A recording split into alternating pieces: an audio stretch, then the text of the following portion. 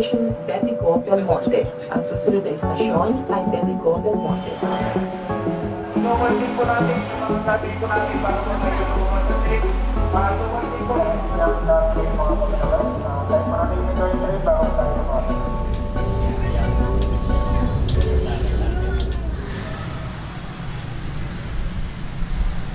Hello po, ako si Maureen Avamata. May kapansanan, physical disability. Naririto tayo ngayon sa Doroteo Jose Station ng LRT at papunta tayo sa Central Station ng LRT. Nagkaroon ako ng bone cancer 30 years ago para maputulan ng isang paa. So above the knee amputation at gumagamit ako ng isang pares ng saklay.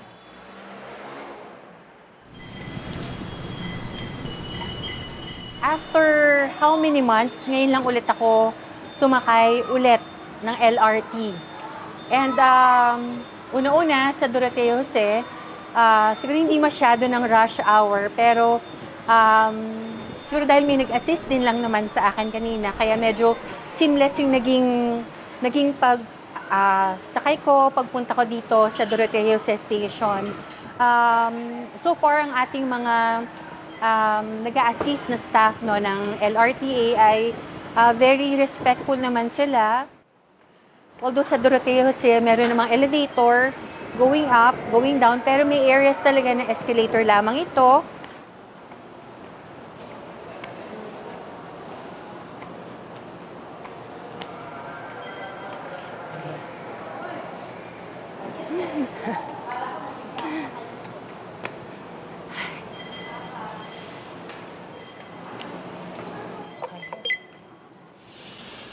Bali, ito po ay third floor. Apo, ito ba rin? Third floor, okay.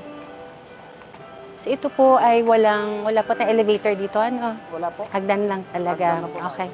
Sige po. So nasa second floor po yung CR po na. ating toilet. Okay.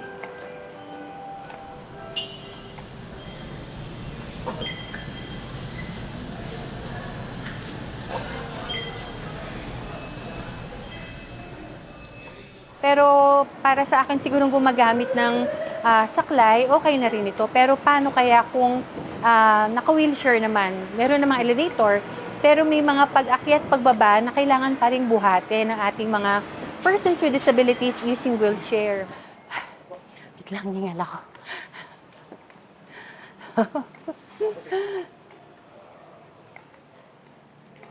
Patuloy lang po, manapili naman po tayo sa mga ilaw traffic lane po. Iwasan po natin lamampas. At isa pa sigurong naobserbahan ko, ang most dito sa tren na napuntahan namin ay sa pinakaunang coach, no? Kung nasaan ang special holding area for persons with disabilities, senior citizens, and other vulnerable sectors. Mas maganda sana kung lahat ng coaches, no, suggestion ko lamang po ito na meron ding nakalaan para sa amin, kahit 2 upuan lamang doon, na nakalagay doon, ito ay para sa mga may kapansanan na katulad namin na medyo mahihirapang pumunta pa at maglakad papunta sa pinakaunahan, no, for special holding area.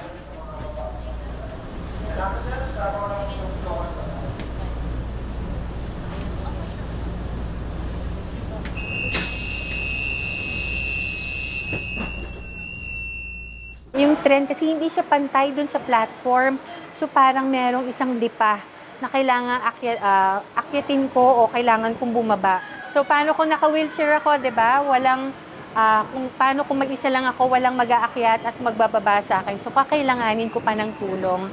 So katulad ko ng isang independent commuter, no, na hindi umaasa sa mga tao nakapaligid sa akin. Mas maganda sana kung ito ay pantay, yung tren saka yung platform.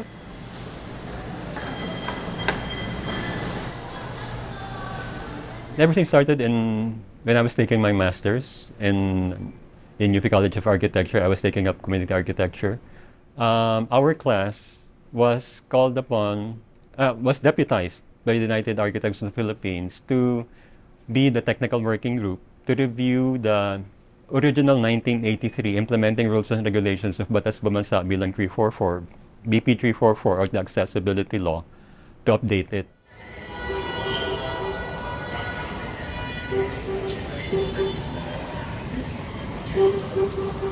Sa tatlong stasyon ng tren na napuntahan namin, sa Doroteo Jose Mero Accessible Toilet.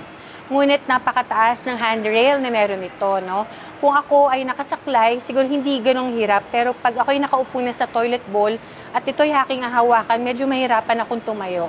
Pero paano kung naka-wheelchair ako? Paano ako lilipat doon na pagkataas-taas ng handrail na hanggang dito siya?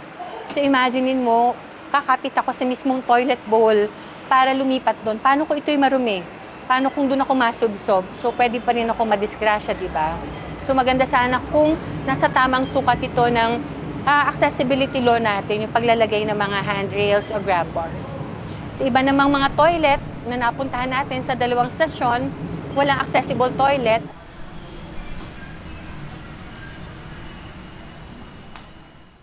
So walang handrail. Tapos dito rin yung lalaki sa kababae. Dako makano kasi madulas. Pwede ka umakit.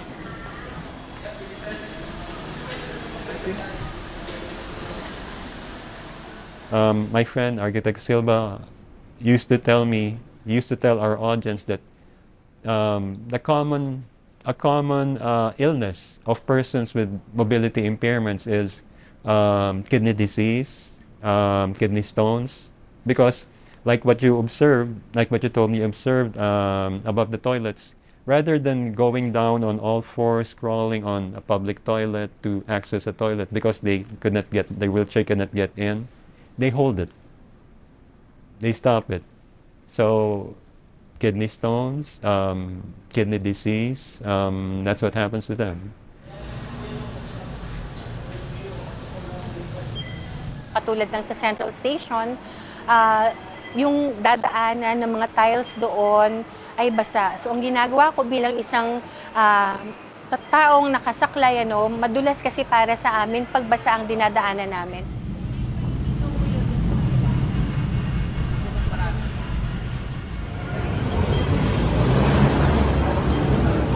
Ako po si Bless Adriano, 25 years old, employee ng Project Inclusion Network at lead convener ng Kasali Tayo. I am a youth with disability. I acquired my blindness in 2012 because of systemic lupus. Ako nga po pala si Ray Jansen Okay, 19, isang mag-aaral at isang may disability, isang non-apparent disability. Ibig sabihin po nito, hindi po nakikita sa mga mata. At ako po ay merong hearing disability.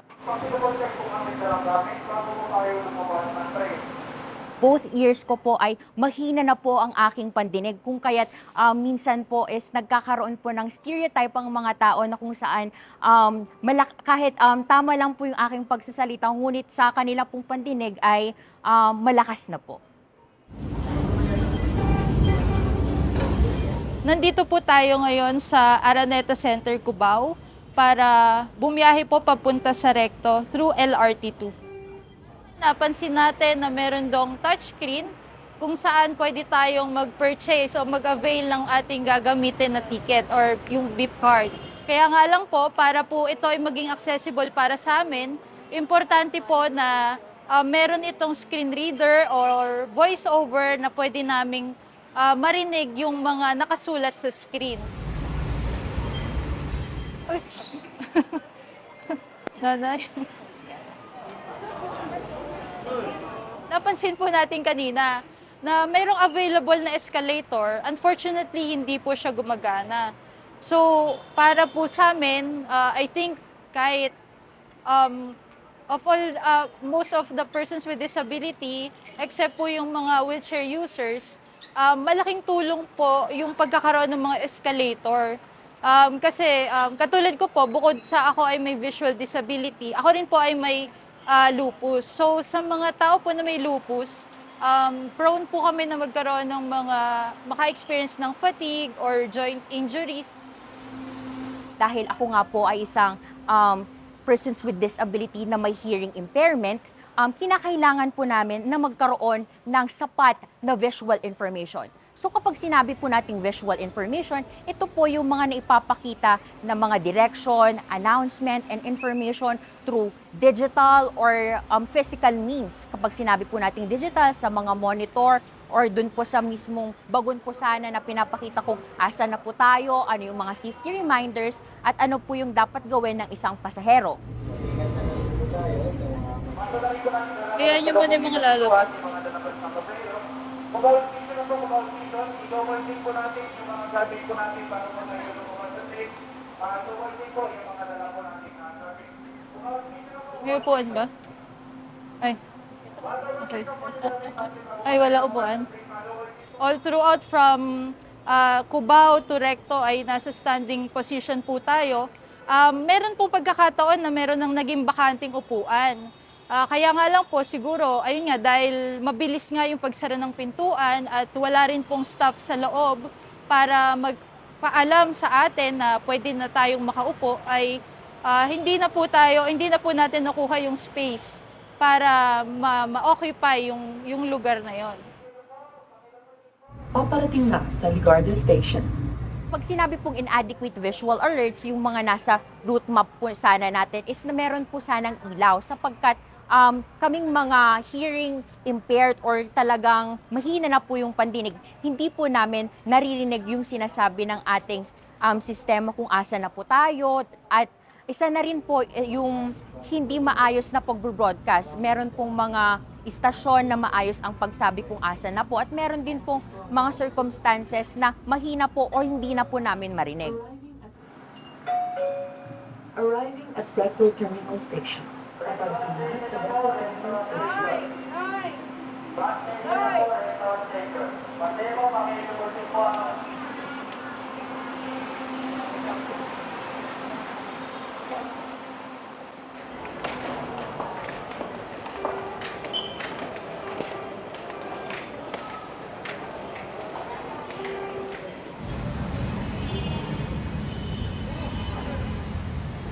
Nung sinubukan naman natin yung elevator, napansin natin na sobrang smooth nung kanyang pindutan. Para sa akin nga, nung sinubukan ko siya kanina, ay maiko-compare ko siya sa isang touchscreen device na hindi mo malalaman kung ano yung dapat mong pindutin. So, for persons with visual disability, maaari itong lagyan ng mga braille. Maaari itong lagyan din ng mga voice-over para alam mo kung anong floor na yung bababaan mo, alam mo kung anong floor yung pinindot mo. Sa aming mga PWD po, parang hindi, mas lalo na sa akin na non-apparent, parang hindi nila pansin na ay ito pala ay may disability, ay ito pala ay may kapansanan. So sa pagkakaroon po ng limited awareness, parang nagkakaroon tayo ng stigma, nagkakaroon tayo ng parang stereotyping na bakit siya pumapasok dito sa bago na to, hindi naman yan PWD, hindi naman yan pilay, hindi naman yan hindi nakakalakad.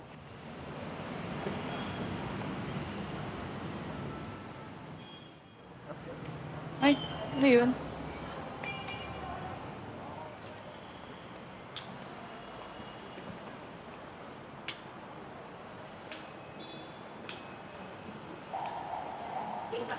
Ay, ito, dire-diretso yan. Ay, walang hindi magadoktong yung railings. Okay naman yung mga tiles. Pero may mga area din po na may mga biglaang guhit o may mga biglaan po na bako. So pagka ganyan, meron ka ditong makakapa na parang biglang malalalim na part. So ang mangyayari dyan, kapag yung cane ay tumusok dun sa malalalim na part, most likely tatama yan pabalik sa tiyan. So, syempre napakasakit naman nun. Nang nagpunta kami sa Doroteos, na-mention sa akin na merong available na rampa. Pero tignan nga natin kung gaano ito ka-accessible. Sinubukan ko na maglakad, dahan-dahan.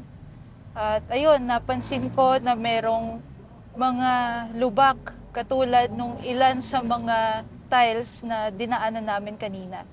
At isa pang malaking problema na yung dapat rampa na dadaanan ng mga persons with disability, lalo na ang mga wheelchair users, ay ginawang parking ng isang motor. Wala nang other way. Ay, wala na. Kahit sabihin pa natin na kami ay persons with disability, kami rin po ay may mga lugar, may mga bagay na gustong gawin na katulad ng mga persons without disability. For example, nung ako'y estudyante pa, so ang nangyayari dahil nga sa pagkakaroon ng lack of accessible transportation, kailangan ko pang isama yung nanay ko o kaya naman ay kailangan ko pang mag-hire ng sighted guide para meron akong makasama sa araw-araw kong pag-travel. Kami po ay may kakayahan din po na maging productive at kapaki-pakinabang na bahagi ng society natin, ng lipunan natin. Kaya po namin magtrabaho, kaya po namin mag-aral, kaya po namin na mag-contribute sa mga changes na inaasam pa po natin sa society. Yun po ay nagsisimula kung matututunan po namin at kung kami po ay mabibigyan ng pagkakataon na maging independent sa pamamagitan po ng pag-alis nitong mga iba't ibang barriers, attitudinal, physical, at iba pa pong mga barriers na humahad lang po sa amin. Actually, meron namang pagbabago sa ngayon, pero medyo mabagal. Siguro, napaka-importante na meron kasi tayong accessibility law o yung tinatawag na Batas Pambansa 344. Magpo 40 years na ito at medyo mabagal ang implementasyon at meron ngang mga ginagawang pagkilos para ito ay maamyendahan, no? So sana maituloy o ito ay maisakatuparan, ma-implement ito ng maayos at magsisimula dapat ito sa atin mismo sa government. Meron din pong Senate bill po na pinupush ng ating kagalang-galang na Senator Raffy Tulfo, no? With regard to accessibility of persons with disabilities. At ito po ay para sa maamyendahan po ang ating BP 244. Hindi lamang po sa transportation, pagko sa information, communication, and technology. Kahit po sa amin sa National Anti-Poverty Commission, Persons with Disability Sectoral Council, meron din po kami executive order way back 2015 pa po. At ito po ay para ma-implement ang accessible public utility vehicles. Napaka-importante po sana na ito ay mapirmahan ng ating Presidente Bongbong Marcos dahil hindi lamang po ito ang transportation system para po sa land, rail, train, pati po sa sea and air. Bali po, antay na lang po. Antay di po baka into a train bago po kayo lumapit. Cities that are designed for the most vulnerable is actually a city that is better for everybody, and that's why it's very important for us to think about the needs of the minority, because if it's easier for them, then it's a lot easier for all of us. When you think about mobility or transportation, think about it like your nervous system in your body, right? This is something that is very important to you, but shouldn't be something that takes up a lot of time or effort for you to function. So when it comes to gagawing pagiging accessible, hindi lang lamang naman po PWD ang magbe-benefit po noon. Pati na rin ang ating mga everyday commuters, ang ating mga senior citizens, at maski na rin po yung mga individual na gustong makatipid. Sa totoo lang po, hindi po yung kapansanan po namin yung humahad lang sa amin. Kasi po natututunan po namin na ayusin, paunlarin yung aming mga sariling kakayahan, yung mga sariling kaalaman para matutunan namin na mamuhay ng maayos at katulad ng mga typical na tao. Pero hanggat hindi po naaalis itong mga barriers na ito na nabanggit ko kanina, ay mananatili po kaming disabled.